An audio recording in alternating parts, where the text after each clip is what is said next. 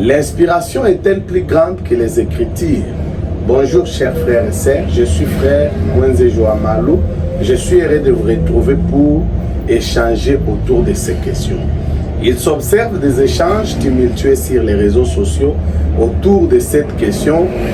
Depuis la chanson de notre bien-aimé Lifoko, critiquée dernièrement par l'un des prédicateurs des églises, et nous voulons apporter un éclaircissement important afin de donner une position scripturaire aux enfants de Dieu qui ne devront pas être ballottés à chaque vent de doctrine. Avant tout, pour ne pas perdre du temps, nous remarquons que dans les Écritures, il est dit dans 2 Pierre au chapitre 2, 2 Pierre au chapitre 1 à partir du verset 21, car ce n'est pas par la volonté d'homme qu'une prophétie a jamais été apportée, mais c'est poussé par le Saint-Esprit que les hommes ont parlé de la part de Dieu. Nous comprenons qu'au départ, alors qu'il n'y avait aucune écriture, alors qu'il n'y avait aucune Bible écrite, il n'y avait que l'Esprit de Dieu. Et l'Esprit de Dieu, lorsqu'il veut agir au travers des hommes, il inspire ces hommes-là. Ça veut dire il souffle dans les hommes. Il leur donne des idées, il les illumine, il leur dicte ce que les hommes doivent faire. Ainsi, la Bible nous montre ici que les hommes qui ont parlé de la part de Dieu, au départ, il y a eu l'inspiration. Ces hommes ont été inspirés par Dieu. Et lorsqu'ils ont été inspirés, ils ont écrit les Écritures. Bon, maintenant, la question qui se pose, est-ce que c'est seulement ces hommes qui ont été inspirés? Aujourd'hui, les hommes ne peuvent plus être inspirés. Est-ce que l'inspiration actuelle pourrait-elle devenir plus importante que l'inspiration qui a été écrite? C'est là que la question se pose et je voudrais que nous comprenions tous ceci. Dieu est un Dieu de dispensation. Dieu est un Dieu d'époque et tout ce qu'il fait, il le fait en fonction des époques. Ça veut dire, il y a eu des hommes spéciaux que Dieu avait choisis, qu'il avait inspirés de manière à écrire. Et ce que ces hommes ont écrit était ce que Dieu léguait à toutes les générations. Était tout ce que Dieu voulait que les hommes puissent connaître, tout ce qui était important au salut des hommes. Ces hommes qui étaient pour l'Ancien Testament les prophètes et pour le Nouveau Testament les apôtres, ils ont été inspirés et l'inspiration qu'ils ont reçue de Dieu, ils ont été poussés à écrire. Ce qu'ils ont écrit constitue la volonté de Dieu pour les hommes de tous les testaments. Tout ce qui était important pour le salut des hommes, l'inspiration nécessaire a été déjà donnée et cela a été déjà écrit. En dehors de cette inspiration qui a été récite, qui a été couchée par la lettre, aucune autre inspiration ne peut supplanter cette inspiration-là. Vous voyez, Dieu c'est un Dieu de dispensation. Ces hommes qui ont écrit la Bible, ils ont été choisis à ce but-là. Ils ont été inspirés pour cette cause-là. Donc, tout ce que Dieu voulait que les hommes connaissent sur lui, il a inspiré ces hommes, ils ont écrit ça. J'écoutais le vieux l'abbé Blaise Kande qui disait dernièrement que la Bible ne révèle pas tout Dieu. Il a raison. Dieu, on ne peut pas le décrire dans un livre. Job dit, Dieu est grand, sa grandeur nous dépasse. Dieu, on ne peut pas l'écrire dans un livre. Mais seulement ce que tout le monde doit savoir, c'est que Dieu ne peut pas nous révéler tous. Dieu c'est un mystère, il ne peut pas nous révéler tout ce qu'il est. Même s'il nous le révélait, notre esprit est tellement petit que nous ne pouvons pas saisir ça. Mais tout ce que Dieu voulait que toute l'humanité sache sur lui et tout ce qui était important au salut de l'humanité tout entière. Dieu a inspiré les prophètes, Dieu a inspiré les apôtres et ils ont écrit ça dans la Bible. Et nous ne devons pas chercher à savoir ce que Dieu n'a pas voulu que nous connaissions. Nous devons rester strictement sur ce que Dieu nous a révélé au travers des apôtres et des prophètes. Nous ne devons pas faire comme Ève, qui ne voulait pas se contenter de l'écriture, disons ça comme ça, ou de la connaissance nécessaire que Dieu lui a donnée. Et le diable lui a dit, je peux t'apporter de nouvelles inspirations. Ainsi, je voudrais dire que l'écriture La parole écrite de Dieu, c'est une frontière. La parole écrite de Dieu, c'est une limite. Notre foi, elle est libre. Nous sommes libres en Christ.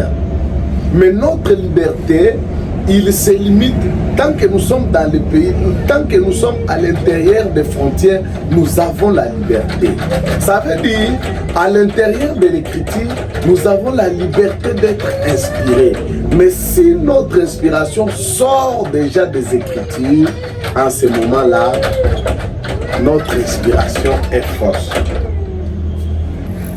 Ainsi donc, les Saintes Écritures, ou l'inspiration que les apôtres, nos pères, les apôtres et les prophètes ont ici, et qu'ils ont touché, que nous appelons aujourd'hui la Bible, c'est une frontière naturelle à notre foi. C'est une limite naturelle à notre foi. Nous sommes libres d'être inspirés librement, mais à l'intérieur du territoire. Je suis congolais, tant que je suis au Congo, je parle à Goma, je peux aller au Katanga, je peux aller à Kisangani, partout où je vais. Je suis libre, je suis dans mon pays. Mais une fois que j'ai fait un pas de plus vers le territoire rwandais, je ne suis plus libre. Il y aura un service là de frontières, ils vont me tracasser, je suis en dehors de mes frontières. Mais une fois que je fais un pas de plus à Goma, je suis chez moi. C'est comme ça, les Écritures ne sont pas... Les Écritures sont une frontière naturelle à la foi et ils ne suppriment pas l'inspiration, non. Mais l'inspiration doit rester dans les limites des Écritures. Vous voyez, je voudrais ajouter une autre écriture. Nous lisons également dans 2 Timothée chapitre 3 au verset 16, ça tout le monde connaît d'ailleurs. L'apôtre Paul dit, toute écriture est inspirée de Dieu, toute la Bible, c'est de l'inspiration. Chaque verset de la Bible, chaque mot, c'est le souffle divin dans le cœur d'un apôtre, d'un prophète. Mais seulement cette inspiration-là, elle est dispensationnelle. Ça veut dire quoi? Les hommes-là qui ont été inspirés, ils ont été choisis pour un travail particulier. Ce que Dieu leur a révélé n'était pas seulement pour leur temps, n'était pas lié à leur vie propre. C'était pour le plan du salut tout entier. C'était ce qu'ils devraient léguer à toutes les générations. Toute l'œuvre de Dieu est liée à ça. En dehors de ça, au-delà de ça, il ne peut pas y avoir quelque chose d'autre lié au salut de Dieu pour l'humanité.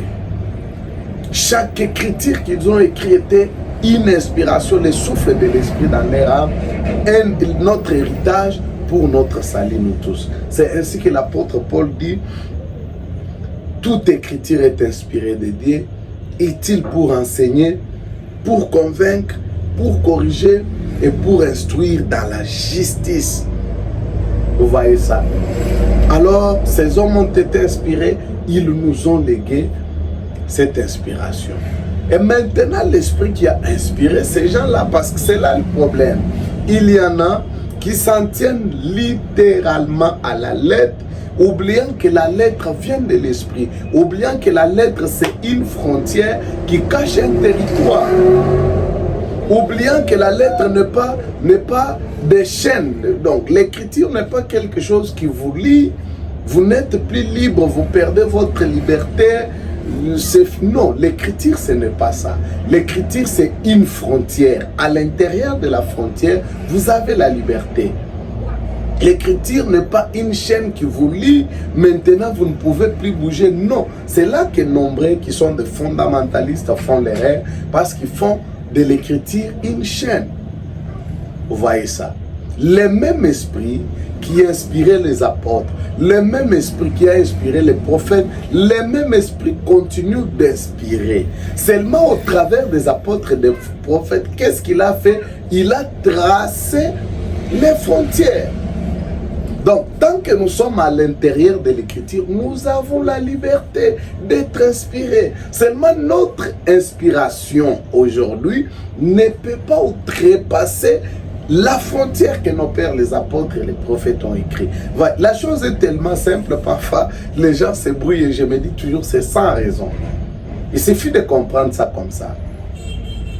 Le Saint-Esprit peut vous inspirer aujourd'hui, mais cette inspiration doit rester dans les Écritures. Cette inspiration, dès qu'il commence à sortir des Écritures, dès qu'il commence à contredire l'Écriture, dès qu'il commence à expliquer des choses qui brisent les Écritures, dès ce moment-là, cette inspiration-là ne vient pas de Dieu. L'apôtre Paul disait encore, dans 1 Corinthiens chapitre 4, verset 6, il disait, « C'est à cause de vous, frères, que j'ai fait de ces choses une application à ma personne et à celle d'Apollos, afin que vous appreniez à nos personnes à ne pas aller au-delà de ce qui est écrit. » Voilà ce que j'étais en train de dire, frère. C'est formidable, non? L'apôtre Paul dit, je ne prends pas l'exemple, je ne mets pas d'autres personnes en exemple, je me mets moi Paul en exemple, je mets Apollos qui est reconnu parmi vous comme un vrai docteur en exemple, pour que vous appreniez en commençant par nous, que quel que soit ce que nous prêchions, quel que soit ce que nous disions, que vous ne puissiez jamais être inspiré à sortir de la frontière des Écritures. Donc, comprenons ça. L'écriture, c'est une limite. Soyez inspirés comme vous voulez. Recevez les révélations que vous voulez. Mais c'est là, restez dans le territoire. Paul dit, afin que vous appreniez à ne pas aller au-delà de ce qui est écrit. Dès que vous sortez au-delà des Écritures, dès que vous avez une inspiration contraire à l'écriture, ce n'est pas une inspiration qui vient de Dieu. Vous êtes déjà dans les camps de l'ennemi. Parce que n'oubliez pas, il n'y a pas que le Saint-Esprit qui inspire. Le diable inspire aussi. En rapport à... Laissez-moi sauter un peu. En rapport avec Judas, nous lisons dans Jean chapitre 13 au verset 12, il est dit, pendant le souper, le diable avait déjà inspiré le cœur de Judas. Alors, vous voyez, lorsque vous recevez une inspiration, vous devez savoir qu'est-ce qui vous inspire, qu'est-ce qui vous pousse à agir. Et vous devez avoir un étalon qui doit vous permettre de savoir, même quand je parle à l'émission ce soir, je dois savoir qu'est-ce qui me pousse à parler. Et pour savoir qu'est-ce qui me pousse à parler, c'est Dieu ou c'est le diable, je dois voir cela par rapport à l'étalon. Judas a été inspiré. Et la Bible nous précise que celui qui l'a inspiré, c'était le diable. Toute inspiration ne vient pas de Dieu. Tout rêve ne vient pas de Dieu. Toute prophétie ne vient pas de Dieu. Toute prédication ne vient pas de Dieu. Le diable inspire. Et la seule chose, la seule unité de mesure, les talons que Dieu a donné à son peuple pour différencier la fausse inspiration de la vraie inspiration, c'est l'écriture. Ça veut dire quand vous recevez une vraie inspiration qui vient de la part de Dieu, vous verrez que cette inspiration respecte les Écritures. Elle ne peut pas briser les Écritures. Elle ne peut pas contredire les Écritures. Elle ne peut pas faire des choses qui ne sont pas écrites, qui ne sont pas autorisées dans les Écritures. Et notre foi n'est pas fondée sur des révélations des hommes. Non!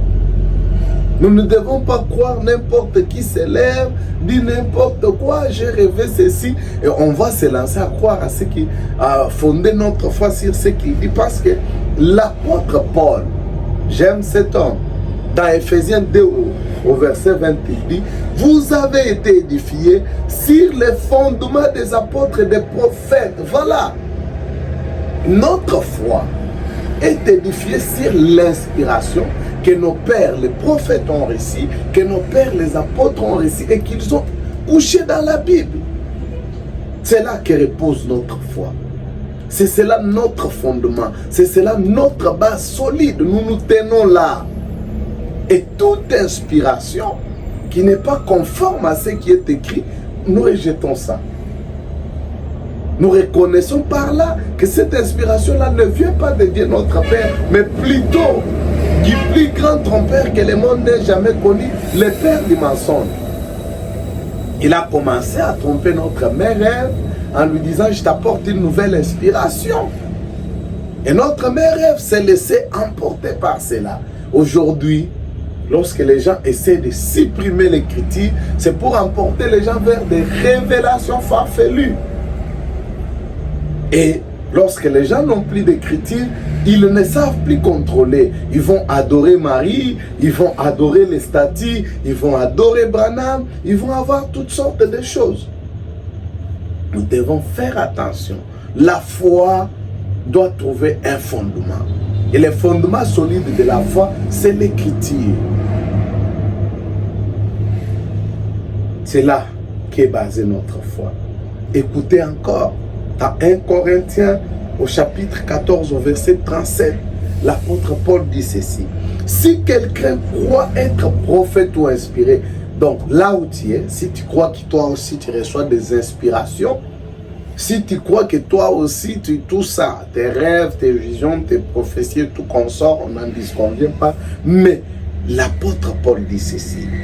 Si quelqu'un croit être prophète ou inspiré, qu'il reconnaisse que ce que je vous écris est un commandement du Seigneur. Si l'inspiration qui vient de vous brise les commandements du Seigneur, ce n'est pas l'inspiration de Dieu. Tu dois reconnaître que ce qui est écrit, c'est un commandement qui ne peut pas être brisé. Et plus loin, le Seigneur dit ceci. Le Seigneur dit ceci, laissez-moi prendre ça. Notre Seigneur a dit ceci. Notre Seigneur a dit ceci.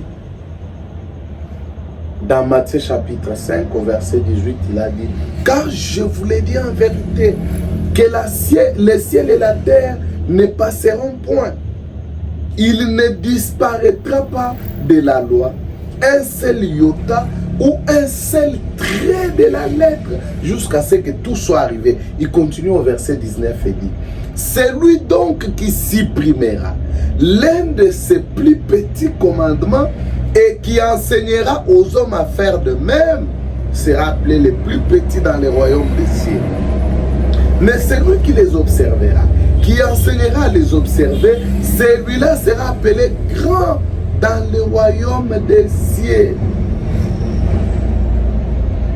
Vous voyez, si vous enseignez aux gens d'avoir des inspirations contraires au commandement du Seigneur que Paul a écrit, vous êtes petit dans le royaume des cieux.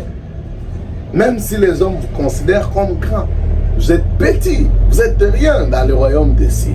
Mais c'est lui qui enseignera aux hommes à respecter, à fonder leur foi sur l'écriture. Celui-là, Dieu le considère grand. Même si aux yeux des hommes, il n'est rien. Parce que Jésus dit, l'écriture dit, ce qui est en honneur aux hommes, devant Dieu, cela est avili. Cela n'a pas de valeur. Et qui n'a pas de valeur, c'est lui qui enseigne aux hommes à prendre l'écriture à la légère. Vous voyez ça? C'est lui qui a fait l'écriture. L'apôtre Paul écrit encore dans les livres de Galates, ça tout le monde connaît, par cœur d'ailleurs. Lisons ça pour une bonne compréhension. Dans Galates 1, il écrit ceci. Je vais un peu commencer plus haut.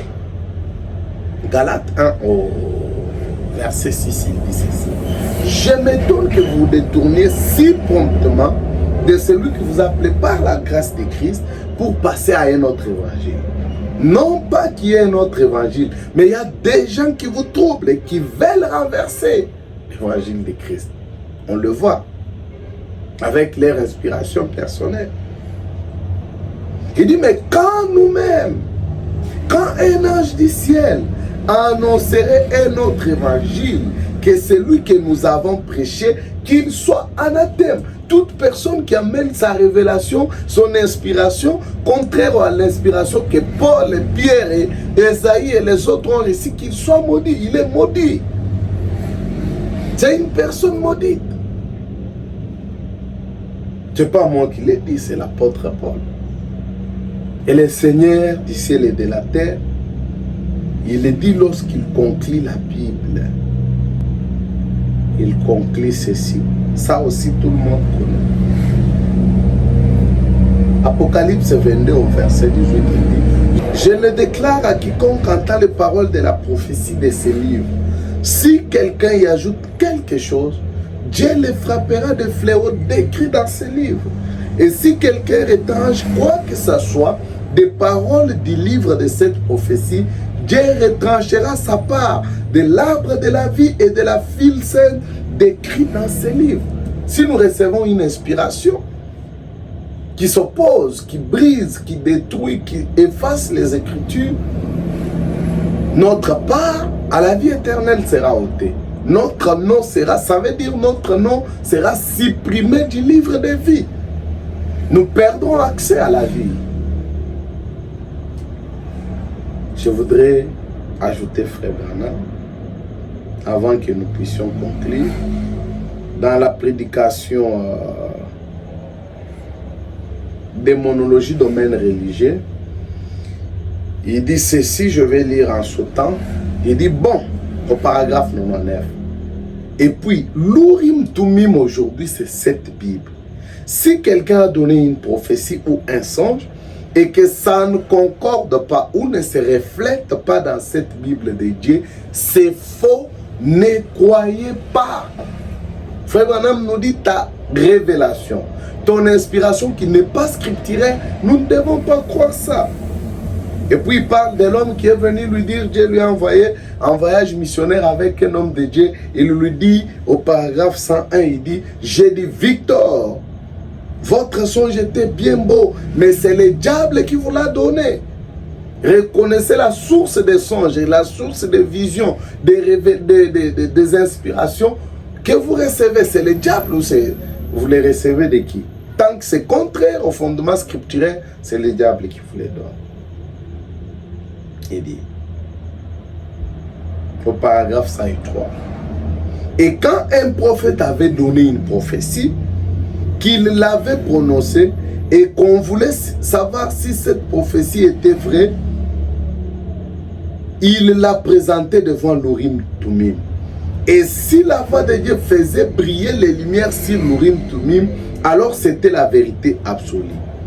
Et si un homme, écoutez bien frère Branham, le prophète de Dieu, il dit, et si un homme donne une interprétation, donne un songe, donne quelque chose par rapport à la Bible, ou quoi que ce soit, que ça ne concorde pas avec la Bible de Dieu, c'est faux. Frère Branham, j'aime l'homme de Kentucky, hein. J'aime beaucoup cet homme. Il dit c'est faux. Il dit c'est la Bible qui est l'Urim Tumim aujourd'hui. La parole de Dieu parle et c'est la voix de Dieu. C'est la voix directe de Dieu comme l'Urim Tumim l'était avant que la Bible ait été écrite. Il dit Amen, Alléluia. Frère Branham, c'est sans religion en ce moment-là. Il dit au paragraphe 104, voici la vérité, la parole de Dieu. Il soulève sa Bible, il dit, voici la vérité, la parole de Dieu. Peu importe le genre de songe que vous avez eu, ou le genre de prophétie que vous avez donné, si ce n'est pas la parole de Dieu, c'est faux. Si ça ne concorde pas avec cette Bible, cette parole, c'est ça le problème aujourd'hui. L'un a un songe, l'autre a une vision, l'autre a une langue, l'autre a une révélation. C'est pour ça que tout est mélangé. Celui-là, moi j'ai cette vision. Moi j'ai finalement on va s'en tenir où? Une autre prédication, il dit, dans la prédication, Dieu tient sa parole. Au paragraphe 49, il dit, et j'ai dit aujourd'hui, je veux que vous écoutiez, tout message, quand même il viendrait d'un prêtre, d'un prédicateur, d'un prophète, n'importe quoi d'autre, n'importe quel homme, si spirituel qu'il soit, quelle que soit sa fonction, ce qu'il a fait, c'est qu'il ait ressuscité les morts, qu'il ait guéri les malades, qu'il soit l'archevêque de Canterbury ou le pape de Rome, qu'il soit à la tête d'une grande dénomination spirituelle. Il aura beau avoir parlé en langue, il aura beau avoir dansé dans l'esprit, il aura beau avoir prêché l'évangile, quoi qu'il ait fait, si son message ne vient pas de la Bible, il est faux. C'est ceci, il prend sa Bible. Il dit, c'est ceci qui est l'Urim Tumim de Dieu. Il dit, quand la Bible a été achevée, l'ange est descendu, il parle à Jean. Il dit, moi Jésus, j'ai envoyé mon ange pour vous attester ces choses. Ferme ces livres. Quiconque retranchera quoi que ce soit. C'est la parole de Dieu. Nous pouvons prendre beaucoup d'écritures. En bref, qu'est-ce que nous voulons dire? Les écritures sont une frontière. Les écritures ne sont pas une chaîne qui nous lie et nous n'avons plus de liberté dans l'esprit. Non, les écritures ne sont pas une chaîne. Mais les écritures sont une frontière. À l'intérieur de l'écriture, nous avons toute la liberté. Dès que nous sortons de l'écriture, on est perdu. Mais à l'intérieur de l'écriture, soyez inspirés comme vous voulez. Dieu peut vous inspirer. Il n'est pas question que votre inspiration, il n'est pas obligatoire que votre inspiration soit littéralement écrite dans la Bible. Seulement votre inspiration ne doit briser même pas un seul iota de l'écriture. C'était Frère Fred, que Dieu vous bénisse. Retrouvons-nous prochainement. Laissez un avis, une question, un commentaire, un complément dans les commentaires. Nous serons heureux de vous lire et de vous répondre. Que Dieu vous bénisse.